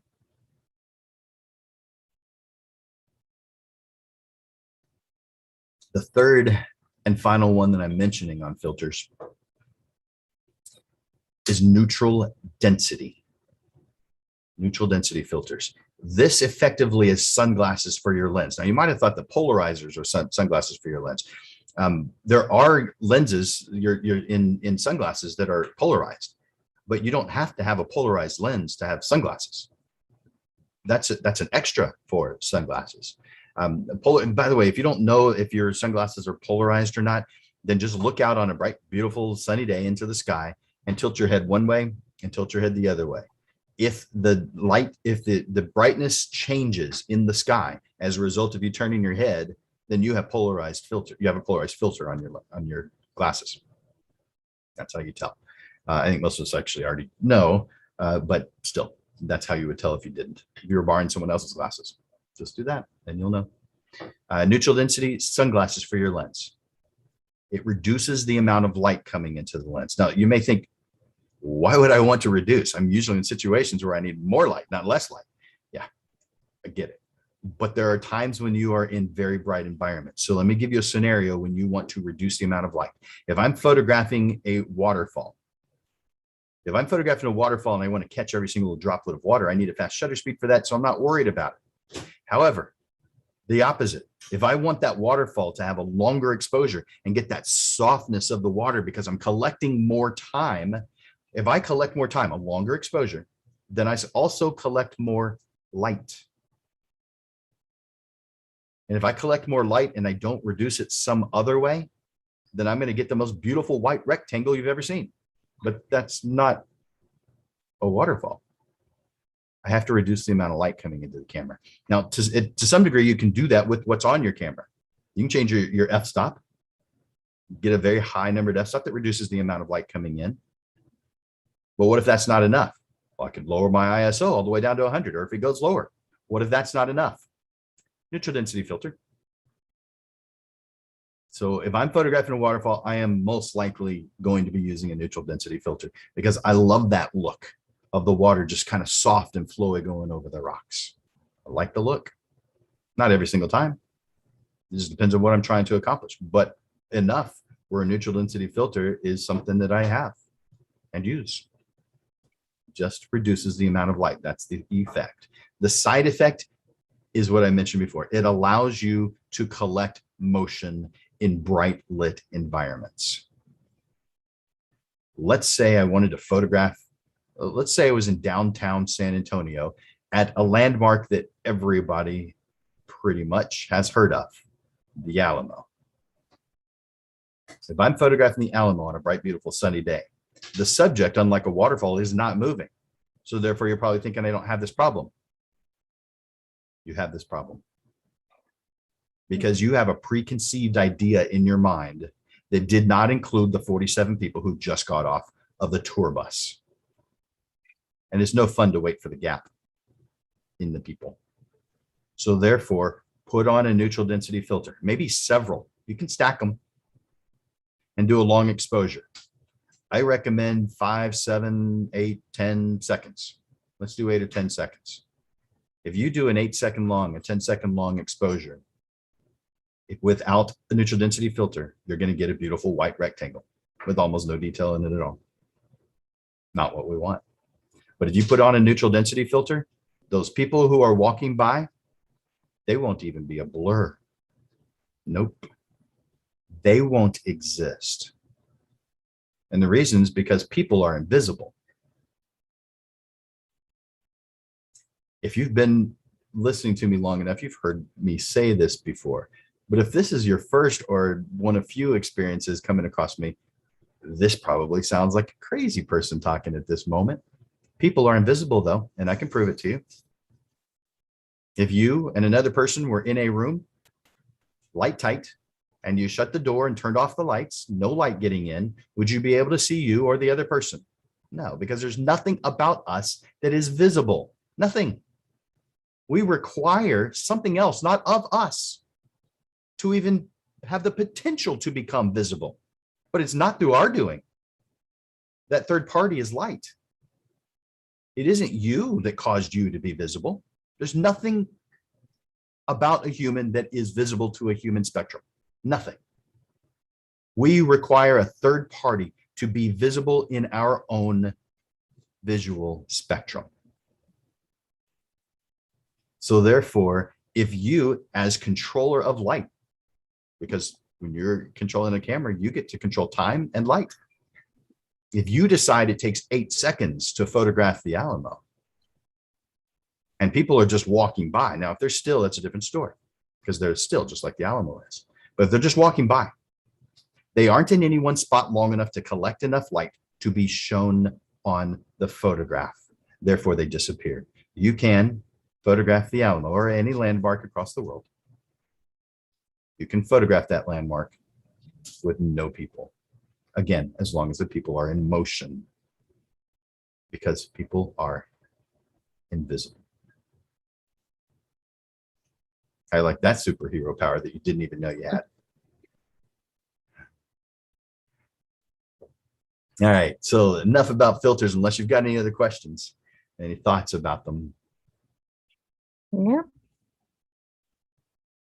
Cool. So let's move into creative exposure and understanding contrast.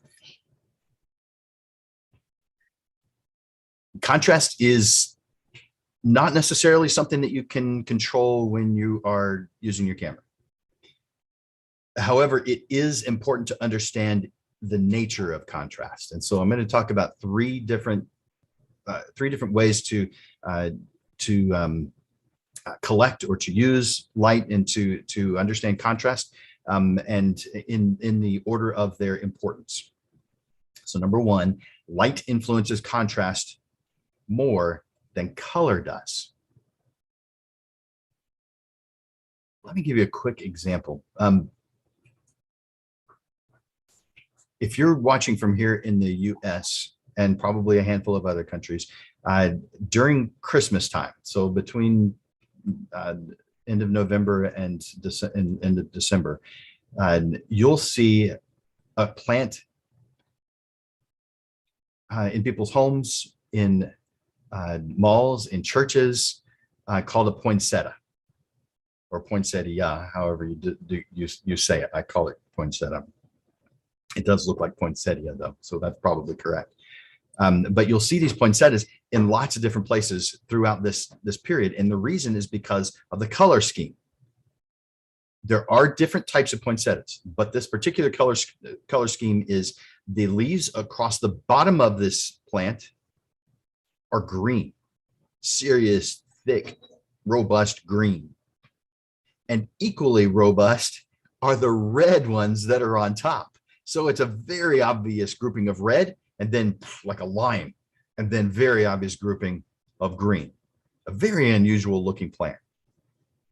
I mean, we're used to it here because we see it all the time, but it's a very unusual plant. Like I said, I assume that this is lots of different places across the world. I just don't know that. But this poinsettia plant, solid green on top, solid on bottom, solid red on top. We notice this contrast, assuming we don't have color deficiencies in our vision. If you have a color deficiency in your vision, you actually might not notice this difference. But for us, this is huge. This contrast is huge. This color contrast is huge. But when it comes to light, those reflect the same amount of light. The meter inside your cameras is reading reflected light, not color. That's what you see as a human. Your camera's meter is not that sophisticated.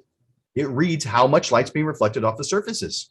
It's reading the shades of gray from the darkest shadows to the brightest highlights. And it's averaging that scene to middle gray, not to any colors.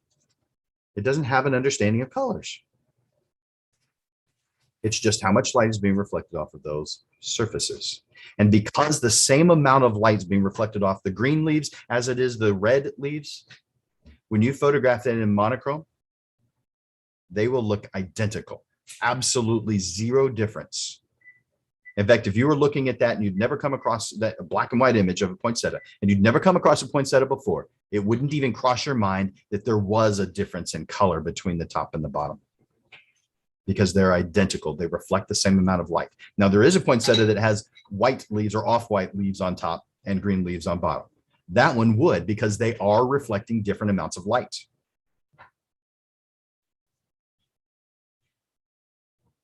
That brings me back to light influences contrast more than color. If we have a solid white wall with black paint on it under even lighting, both the white and the black paint are the same. You generally will not have as much contrast as if you had a solid white wall with a shadow coming across it. Now, to you, you see that white wall as white wall. Your brain interprets even the shadow area as white. But your camera, again, doesn't have this ability. It doesn't have the ability to interpret like your brain does. We need to think in the language of photography, in the language of cameras, in the language of light. Shadow and highlight have much more contrast than two different paint colors. You could actually make two different paint colors if you align the lighting just right to look identical. We did this in one of my, in fact, in Photo 101, we sometimes do this in class. Not always, it depends on what we're working on and what people's questions are. But I have this thing that is solid white on one side, solid black on the other. And I put it in a situation where the solid black one gets more light than the solid white one, and we photograph it in monochrome. And they look identical. Again, the reason light plays a bigger role in contrast than color does. Color is a function of the human brain. We don't have that in our light meters in our cameras. There's no interpretation going on. It is what it is. Number two, quality of light. Now we see this all the time. We may not be analyzing it all the time, but we see this all the time. On a bright, beautiful, sunny day, you get out of your car, open that door, you can see, you could even draw with a pencil where the shadow is from your car door. It's that harsh. It's very specific. It's very sharp. You could take a pencil line and mark it. Let's contrast that with an overcast day. Open your door. You can see that there's a shadow, but you wouldn't be able to take a pencil and mark where it is. It's too soft. And number 3, after differences of light and quality of light, that's the hard versus soft. Color is the final influence on your contrast. Again, it just generally does not have as much impact as the other 2, which I have found as a surprise because most people don't analyze this kind of thing. None of this is one of those things where people are having difficulty understanding. It's one of those things where you just don't think about these kind of things unless you have a reason to think about these kinds of things. Maybe you have. Maybe you've thought about these things for years. But those who haven't, this is kind of shocking to them, but makes sense. High key versus low key. Any photograph can be high key or low key, but we generally think of a high key as an image that has white on white, light on light. For instance, a bride wearing a white dress photographed on a white background. High key. The composition is going to be defined by the shadow details. That's how we're going to be able to see the difference between white and white. Is the shadows, those areas that aren't white, different shades of gray. This is achieved by overexposing. In other words, exposing for the shadows. In high key, you expose for shadows, but in low key, you expose for highlights, images that are mostly dark tones, composition that's defined by the highlights. This is achieved by underexposing. This would be like someone's wearing a black outfit. Maybe they've got black hair and they're photographed against a black background. How can you see the separation between their hair and the background? You've seen this before in photographs where someone with dark hair merged into the background. There simply was there was nothing that separated that person's hair from the background. This is where we need highlight. We need some type of separation. We're exposing for the highlights. Again, any photograph, though, can be high key or low key. Sometimes it may be appropriate, sometimes not, but you have this control. It helps you to understand middle gray and the fact that your camera does not see the same way that you as a human see. It just measures the reflected light off of surfaces. You can control the look, the attitude, the composition of an image simply by changing the exposure. There are many reasons to overexpose. There's many reasons to underexpose an image. Because of that, that means there's no such thing as correct exposure. Beauty is in the eye of the beholder. So is exposure. When you look at a photograph and you decide you like it, it doesn't matter what the next person thinks. Yours is correct. Now, if you're not sure and you ask someone else, well, then their opinion does matter. Maybe. But if you think it looks good just the way it is, it's correct. This is art. You have that control. It's not like the speed limit is 75 and I would rather do 85, so therefore I'm correct. No, speed limit still remains 75, but not in art. In art, you can have all the rules you want. You can break all the rules you want too. We've got a lot of leeway in what we've chosen, what we enjoy, what our passion is. Beauty is in the eye of the beholder. This does mean that there's no such thing as correct exposure. Now, that doesn't mean people don't have an opinion on exposure, because they do. But you're right. If you've achieved what you're trying to achieve. One last thing, dynamic range. Some cameras have an incredible dynamic range. A lot of them, maybe even most, don't. You have about 14 stops worth of light as a human. Again, a stop is a doubling or a halving of an amount of light. So from the darkest shadows to the brightest highlights that you're able to see detail in, Now, when I say detail, let's so take it something to the shadow side. Maybe you're on a hike and you come across a cave, and the cave is deep and dark enough where you actually can't see anything. Does that mean nothing exists there? No, it just means that it's beyond your dynamic range. You can't see it yet. But if you were to add light to it, then it would move into your dynamic range. Same thing on the highlight side.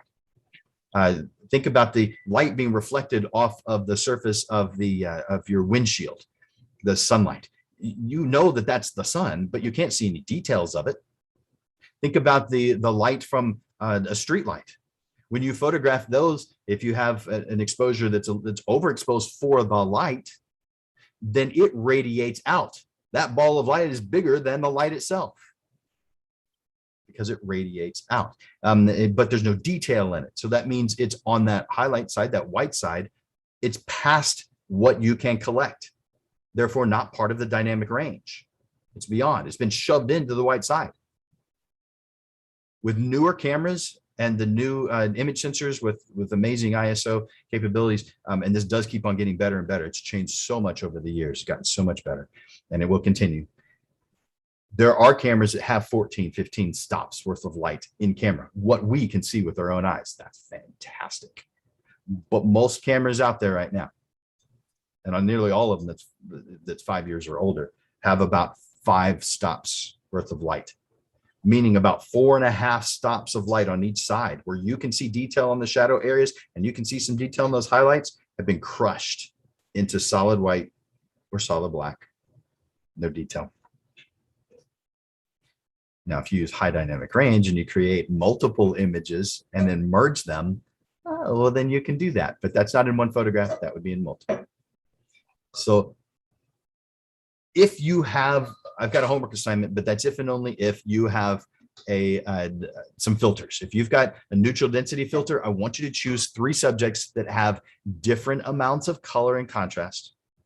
I want you to choose a subject that requires the use of a neutral density filter, like a waterfall, or like photographing a landmark, and you want to get rid of the people.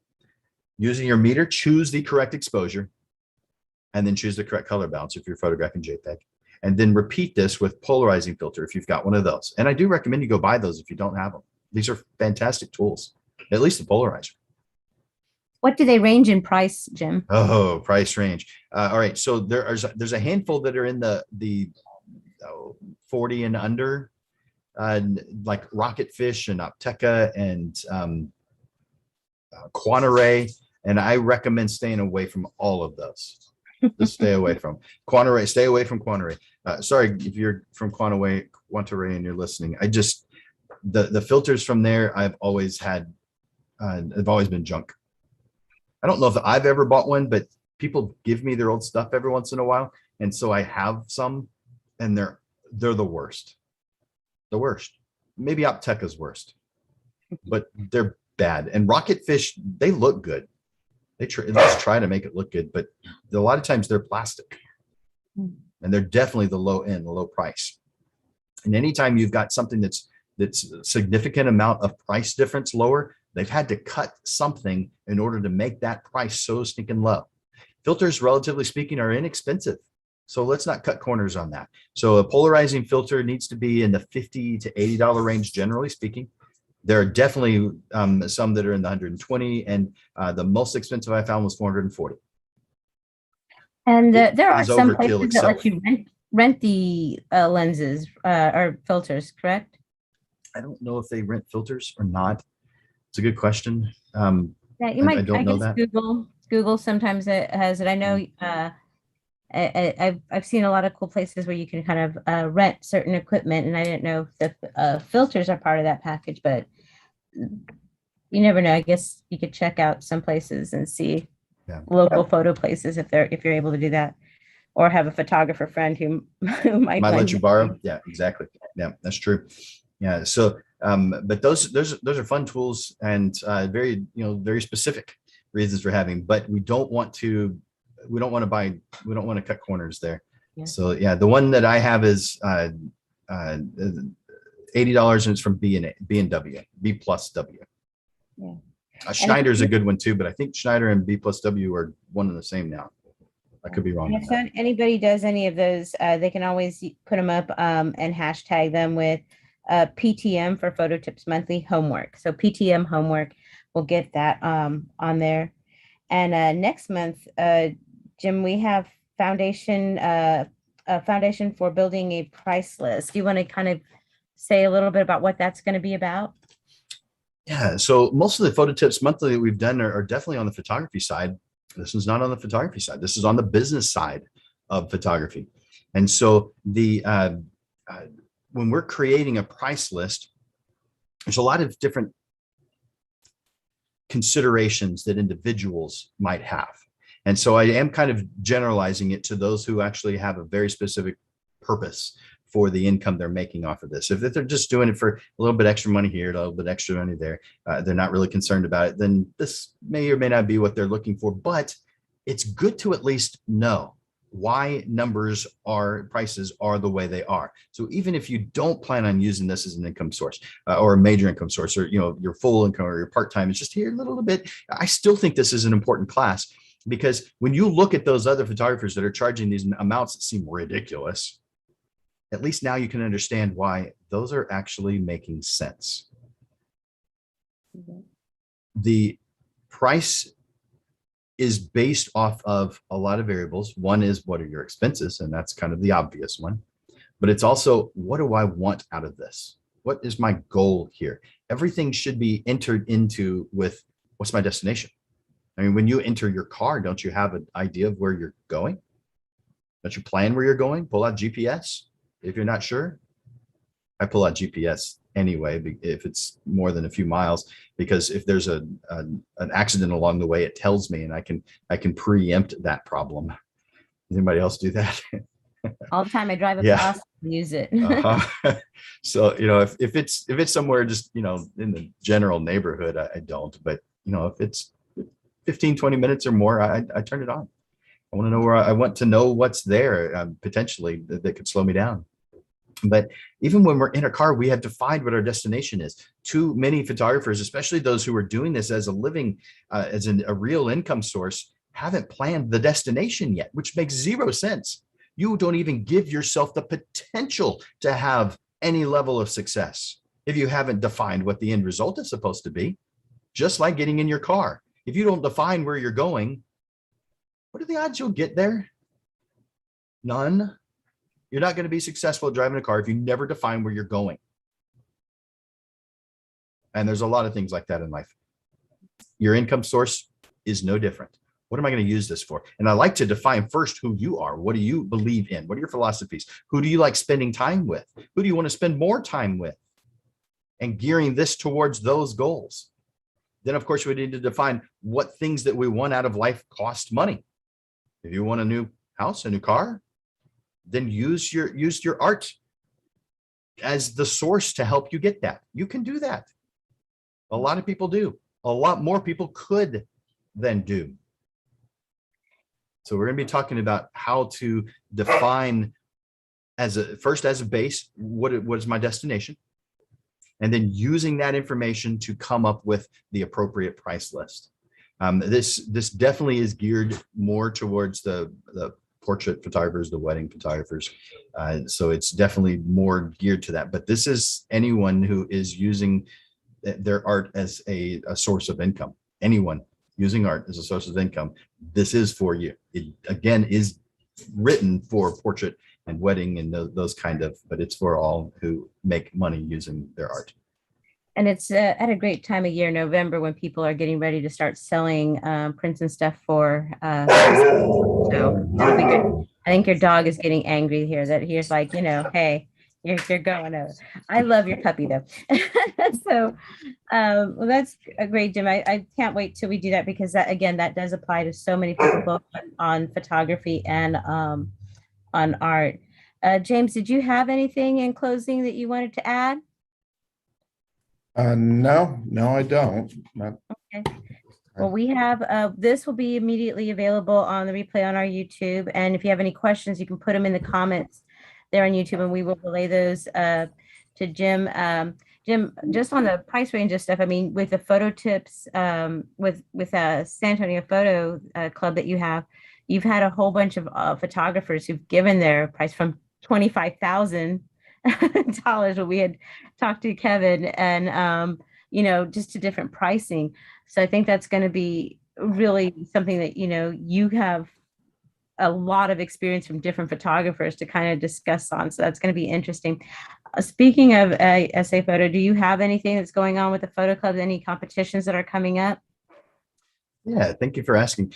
So Photo SA has a monthly photo competition, and we call it the Photographer's Challenge. And each month we have a different topic. This particular month is, let me make sure, it is service. And the date that it's due, and it's when you, it's meetup.com/photo essay. That's the website. So meetup, meetup.com, meetup.com/photo essay. And this is not limited to just San Antonio. That's where we're located, but you can be anywhere where you have an internet connection. And so you can upload those photographs to the photos section of that page, and you can upload up to 5 images to participate in this competition. But it does need to be in the Friday before the meeting, and that gives us enough time to judge the images so that we can announce them at the meeting. The meeting is on the second Thursday, whereas Photo Tips Monthly is on the first Thursday. Photo SA is on the second Thursday of every single month. So that means the due date for Photo SA for the Photographer's Challenge is tomorrow. So that's when you'd have to get that information in. So it's that's October 8th, 2021. So it would have to be in very, very shortly in order to be included in that. And the winners get stuff. In fact, the overall winner gets a 16x20 print from Finerworks. So pretty cool deal there. Yeah. So that's what's coming up for Photo SA. The speaker next week is an underwater photographer who works for NOAA, NOAA, and she works on the research ship Oceana. So those images that you see from deep water explorations, that's these guys. She's going to be telling us how she does underwater photography. And so this is going to be a really interesting thing. Again, meetup.com/photo essay. And you would, the meetings right now are being done via Zoom, just like this Photo Tips Monthly is being done via Zoom. So anywhere in the world, you can be part of this. Well, great. Rick Castillo on YouTube just wants to thank you for putting all the information together and having this available. So just I want to relay those thanks. Yeah, so. Rick was every week I take a photographer to lunch on Tuesday, and guess who it was that I took this past Tuesday to lunch with? Rick. Yep. Well, that's it. He really appreciates it. It was oh, you know what? It was last week. I'm sorry, last week, but still very recent. Yeah. I was trying to remember. I know you put them up on your Instagram and your Facebook. Well, Rick's awesome. He's world famous. That guy's world famous. Well, hey, Rick, we're glad you were able to. I was telling him I'm glad he was able to tune into everything. And we have the chamomile special going on till Sunday. So, Rick, if you want to jump on to Finerworks and try a print on any of the chamomile papers, go ahead. We have that 30% coupon, which is HAHN, HAHN 30, and that'll take 30% off until Sunday midnight. And Jim, again, thank you so much for putting these together and doing these. We appreciate all your time that you help us with this stuff and get this valuable information there for us. It's so much fun. Thank you guys for all that you do. Yeah, thank you. Well, I'll let you end the meeting for us. Okay. Well, thank you guys for taking your time to visit us here at Photo Tips Monthly. Make sure to go to finerworks.com and take advantage of that special on the almond mule papers. And I look forward to seeing you guys next time. Bye-bye for now.